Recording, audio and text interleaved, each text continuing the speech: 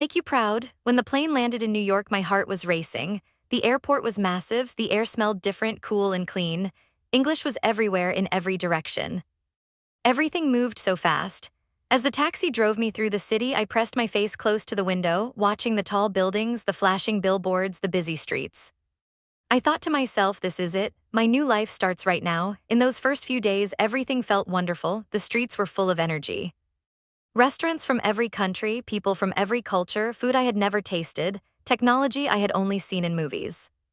On my very first night, I stood by the window of my small rented room, looking out at all those city lights, and I thought, this is paradise.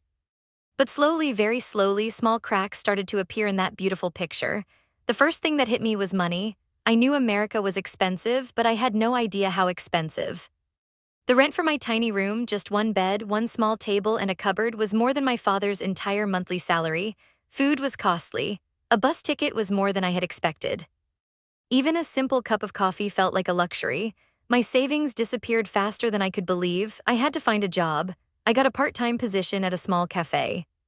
My shifts started in the evening and ended late at night. I cleaned tables, washed dishes, served coffee. I thought it would be easy, but after standing for hours, my feet ached. My hands smelled of soap and dishwater. When I came home at midnight, my back hurt so badly I could barely sleep. One night, walking home alone after my shift, the streets were dark and almost empty.